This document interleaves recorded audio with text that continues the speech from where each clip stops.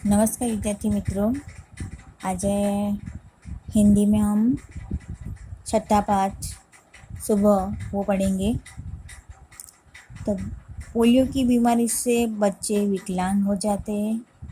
बच्चों को इस बीमारी से बचाने के लिए उन्हें पोलियो की दवा पिलाई जाती है। इस सच्ची घटना में पोलियो विकलांग बालिका रेशमा अपनी सूझबूझ और साहस से काम लेती है। उसकी शारीरिक कमी इसके इरादों में कभी बाधा नहीं बनी। वह जिंदा दिली एवं परिश्रम से अपना जीवन कैसे जी रही है, इसका निरूपण इस घटना में किया गया है। सुबह सुबह जब रेशमा ने देखा कि घर के सभी लोग सफाई में व्यस्त हैं। कोई सामान झाड़ रहा है तो कोई मकड़ी के जाले उतार रहा है। रेशमा ने सोचा जरूर आज कोई खास बात है। व्यस्त होना यानी कि काम में लगे रहना, खास यानी कि विशेष। माँ, आज कोई खास बात है? सब इतनी सुबह उठकर घर की सफाई में जुड़े हैं। रेशमा ने उत्साह से पूछा। उत्सुकता यानी कि तीव्र इच्छा से।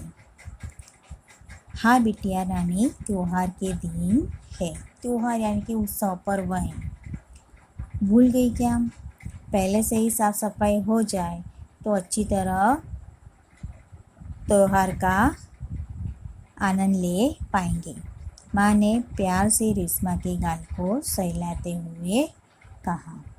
यानी कि उसके गाल को सहलाते यानी कि प्यार से, प्रेम से। ओ, मैं तो एकदम भुलक्कड़ हो गई। भुलक्कड़ यानी कि भूलना। पर माँ, आपने मुझे तो कोई काम सौंपा ही नहीं, मैं क्या करूँ? बताओ माँ। अब क्या कहती है रेशमा?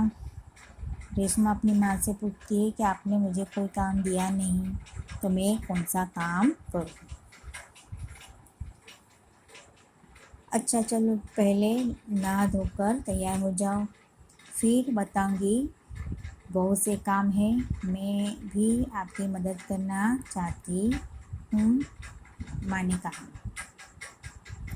अब उसकी माँ ने क्या कहा कि अब तुम नहा धोकर तैयार हो जाओ, काम भी है बहुत सारे, तो उसमें मैं भी मदद करूँगी, ऐसा उसकी माँ ने कहा। रेशमा ने रुआसी स्वर में कहा। रुआसी यानी कि रोते हुए, रोने जैसा जो चेहरा करके। मदद तो मैं ज़रूर लूँगी, मैंने तुम्हारे लिए कई काम सोच रखे हैं। नहा धोकर नाश्ता कर लो, फिर बताऊँगी। कहते कहते माँ ने रेशमा को उसकी पहिए वाली कुर्सी पे बिठा दिया। रेशमा ने अपनी पहिए वाली कुर्सी को धीरे धीरे धकेला और अपने दैनिक कार्यों में लग गई। अब रोने जैसा चेहरा करके उससे वो बोली, जैसा चेहरा करके वो, मदद तो मैं लूँगी, लेकिन मैंने तुम्हारे लिए भी बहुत सारे काम सोच रखे हैं। अब तुम नहा धोकर नाश्ता कर लो।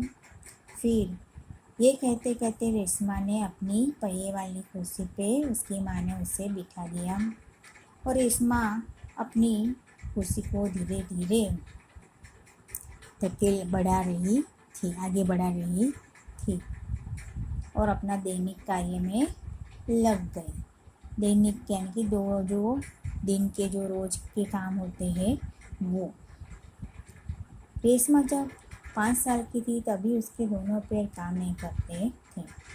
वो जब 5 साल की तब उसका पैर कभी काम नहीं कर रहा था, यानी कि उसे पोलियो हो गया था। उसे बहुत तेज बुखार हुआ और घुटनों से नीचे दोनों पांव एकदम बेजान हो गए। बेचैन यानी कि निर्जीव, जिनमें हरकत न हो। बहुत इलाज करवा पर रेशमा के पाँव में जान नहीं आई। उसे पोलियो हो गया था। रेशमा बहुत हिम्मत वाली लड़की थी। शुरू शुरू में उससे ज़रूर दूसरों की सहायता लेनी पड़ी, परंतु अब 11 साल की उम्र में वह अपने सारे काम स्वयं करती है। स्वयं यानी कि अपना जो भी काम है वो खुद ही करती है। वह अपने परिवार पे अपने काम के लिए निर्भर नहीं रहना चाहती। क्या कहती है? वो अपने परिवार के काम के लिए निर्भर नहीं रहना चाहती।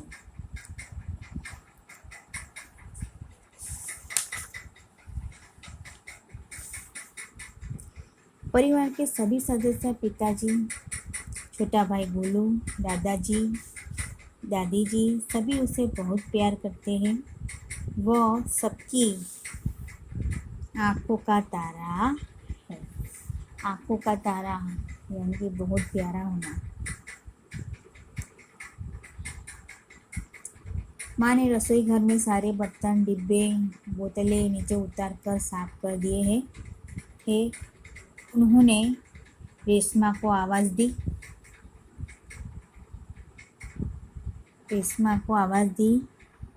रसू, अगर तुम नाश्ता कर लिया हो तो काम में मेरा हाथ बताओ।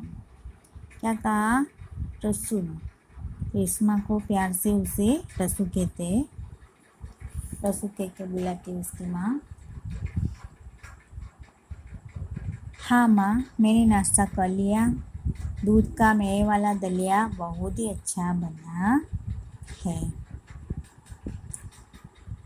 माँ, मैं हाथ धोकर अभी आती हूँ।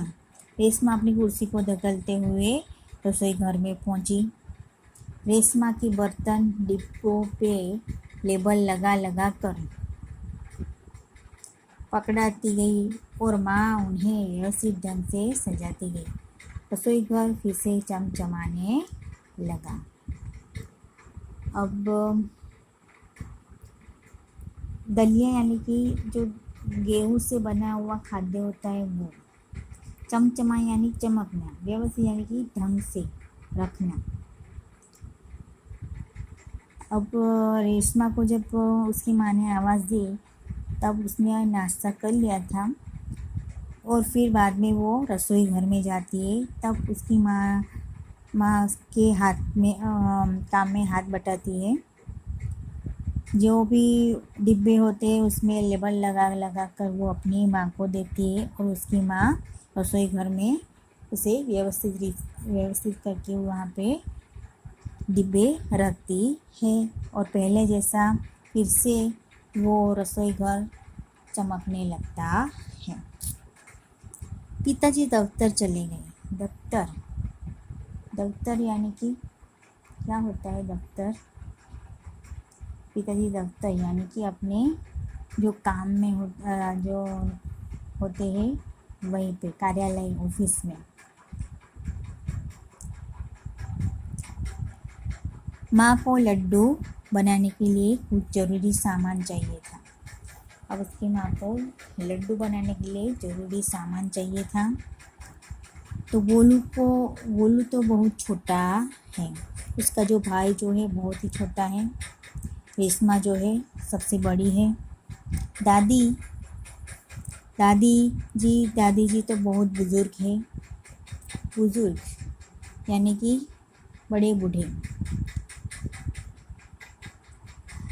अब सामान लाए कौन? माँ परेशान थी।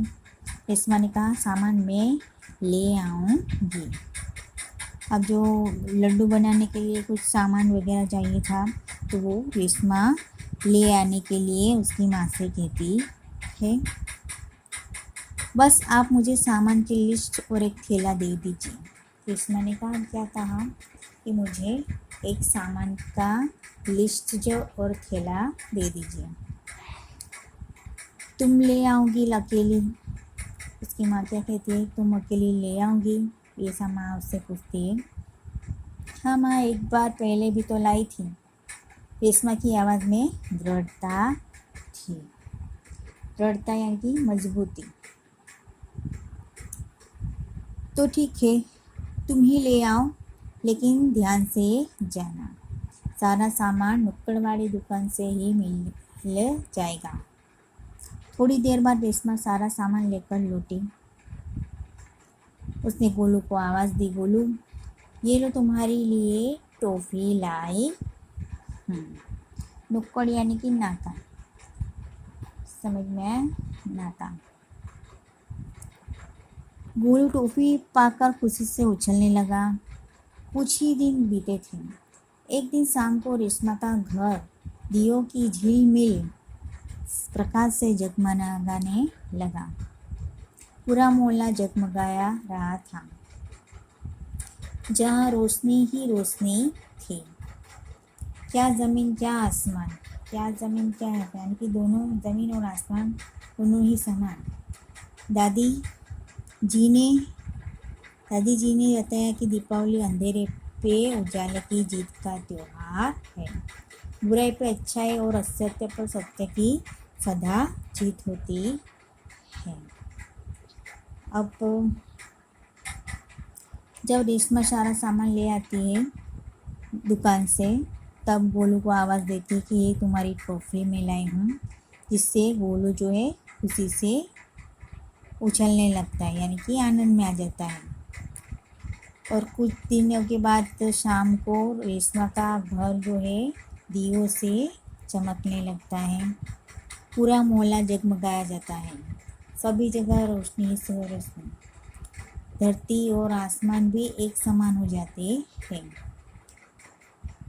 और दीपावली, उसकी दादी जी क्या कहती है कि दीपावली जो है अंधेरे को उजाले की जीत का त्यौहार है, यानी कि बुराई पे अच्छाई और असत्य पे सत्य ही सदा जीत होती है।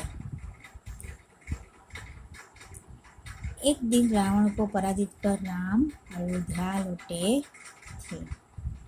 उसी खुशी में यह त्यौहार मनाया जाता है। रेशमा और गोलू बड़े ध्यान से दादी जी की बात सुन रहे थे।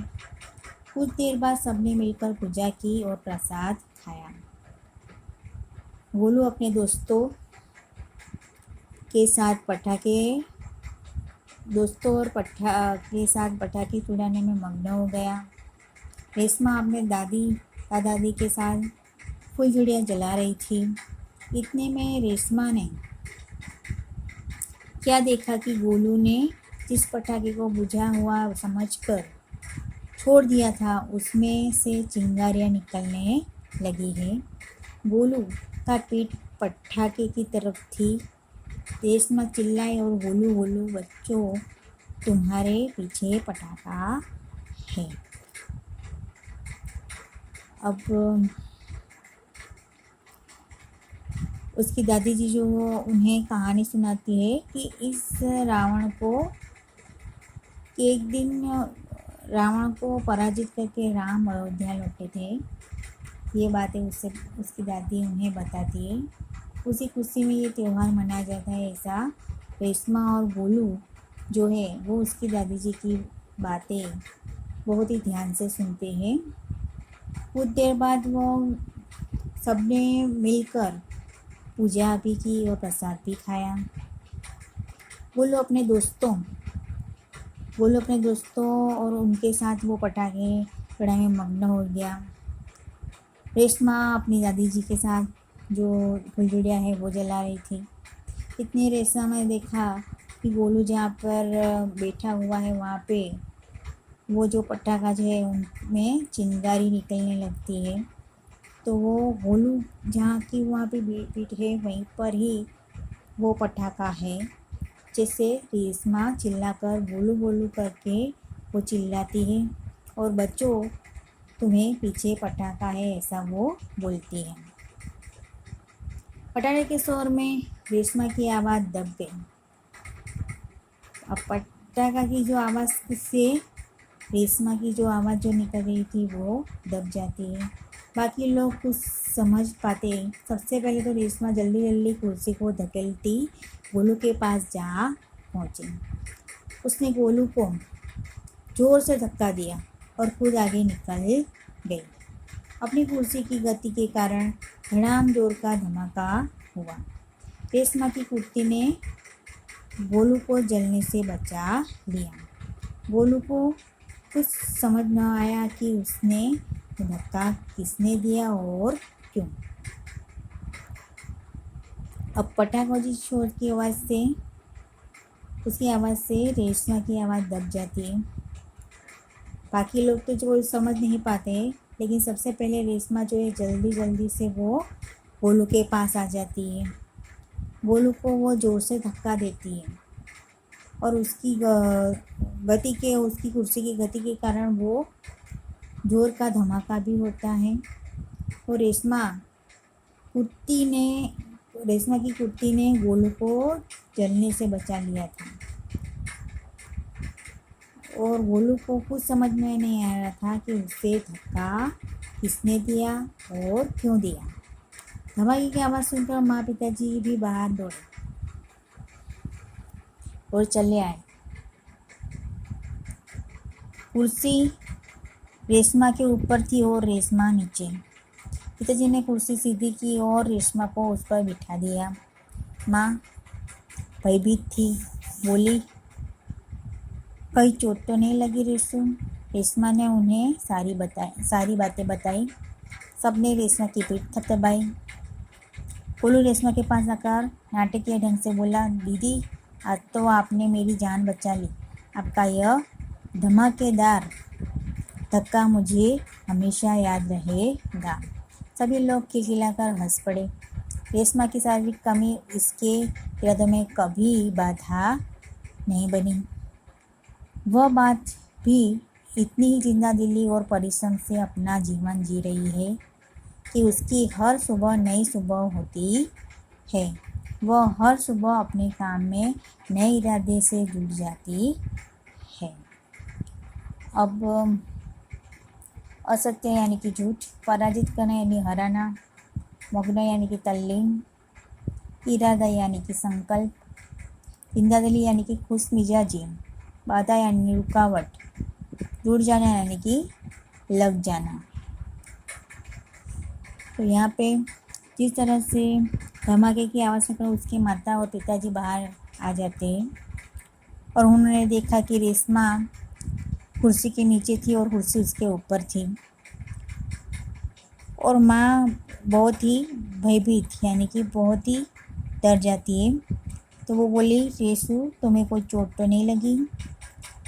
तो रेशमा ने अपने माता पिता से अपनी सारी बातें बताई। फिर रेशमा की पीठ को शाबाशी दी। पीठ थपाना यानी कि शाबाशी देना। गोलू रेशमा के पास आकर कहा कुछ नाटकीय ढंग से कि दीदी आज तो आपने मेरी जान बचा ली है। जो तुम्हारा जो धमाकेदार जो धक्का जो है वो मुझे हमेशा याद रहेगा। सभी लोग हंसने लगे। उसकी शारीरिक जो कमी हो थी रेशमा की, वो कभी उसकी बाधा नहीं बनी थी। फिर भी उसमें खुश मिजाजी जैसी थी और वो उसकी हर सुबह नई सुबह होती है। वो हर सुबह में अपना काम में नए इरादे जुड़ जाती है। जुड़ जाना यानी कि लग जाना। वो अपने नए काम में भी जुड़ जाती है। तो इसके जो शब्दार्थ है और मुहावरे हैं वो आपको लिखने हैं।